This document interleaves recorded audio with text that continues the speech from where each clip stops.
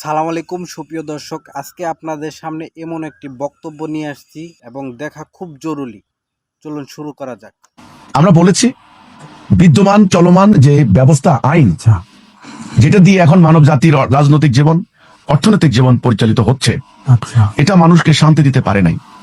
এটা ইতিমধ্যেই ব্যর্থ হয়েছে, এর কার্যকারিতা হারিয়েছে।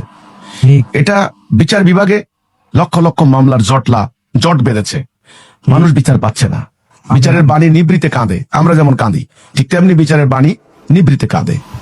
যারা অসহায় দুর্বল গরিব তাদের জন্য বিচারালয়ের কোনো বিচার নেই। প্রভাবশালী এলিট শ্রেণীদের দখলে চলে গেছে বিচারাঙ্গন।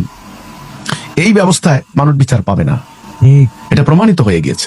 ব্রিটিশরা চলে যাওয়ার পর 80 বছর পর্যন্ত এদেশে বিভিন্ন ধরনের রাজনৈতিক দলের হানাহানি হয়েছে, ক্ষমতায় যাওয়ার অসুস্থ প্রতিযোগিতা হয়েছে।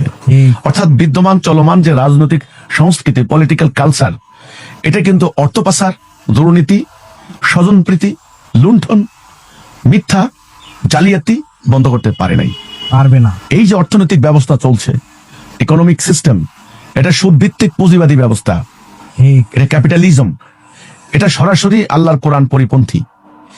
এই সুদভিত্তিক অর্থনৈতিক সিন্ডিকেট বন্ধ করতে পারে নাই। তো আমরা এই জন্য বলেছি বিদ্যমান ব্যবস্থা ঔপনিবেশিক যুগের একটা ব্যবস্থা, এই ব্যবস্থায় আমরা শান্তি পাইনি। এটা যথেষ্ট পরীক্ষা নিরীক্ষা হয়েছে, আমাদের অভিজ্ঞতা হয়েছে, এক্সপেরিয়েন্স হয়েছে। নতুন করে এটা ঘষামাজা করে সংস্কার করে এখান থেকে আর ভালো কিছু আশা করা যায় না। সেই জন্য আমরা বলেছি বিদ্যমান এই ব্যবস্থাকে পরিবর্তন করতে হবে।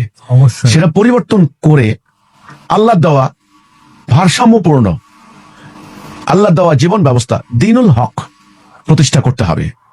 আমরা বলেছি আজ থেকে 1500 বছর আগে নবী করিম সাল্লাল্লাহু আলাইহি সাল্লাম আল্লাহর দেওয়া দ্বীনুল হক কায়েম করার মধ্য দিয়ে মানুষের সমাজে ন্যায় বিচার, সুবিচার, মানবতা, মানবাধিকার, বাক স্বাধীনতা, ঐক্য, শৃঙ্খলা ইত্যাদি তিনি কায়েম করেছেন।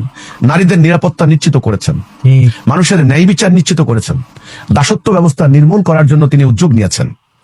মানুষের ঘরে ভাত ছিল না, খাবার ছিল না, সেখানে তিনি সমৃদ্ধি এনে দিয়েছেন।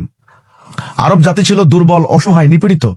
সেই আরব জাতি তৎকালীন দুইটি সুপার পাওয়ারকে যুদ্ধের ময়দানে সামরিক শক্তি বলে পরাজিত করে জ্ঞান বিজ্ঞান সকল ক্ষেত্রে শিক্ষকের আসনে আসীন হয়েছিলেন। সেই সত্য দ্বীনুল হক, ডিভাইন গাইডেন্স, পবিত্র পথ নির্দেশনা, হেদায়া। আমরা বলেছি বিদ্যমান মানুষের তৈরি এই ব্যবস্থার পরিবর্তে আল্লাহর দেওয়া এই ব্যবস্থা কায়েম করলে আমরা শান্তি পাবো। এটা পরীক্ষিত, এটা আমাদের এক্সপেরিয়েন্স আছে এবং এক্সপেরিমেন্ট হয়েছে। এটা কোনো কাল্পনিক দাবি নয়, এটা কিন্তু আমরা বলেছি। এখন আমরা কেন বলেছি এই জন্য চলমান মানুষের তৈরি পাশ্চাত্য ব্যবস্থা ইতিমধ্যেই ব্যর্থ হয়েছে। এটা বারবার প্রমাণ করার প্রয়োজন নেই। এটাকে বাদ দিয়ে তার স্থলে আল্লাহর দেওয়া বিধানকে প্রতিষ্ঠা করতে হবে।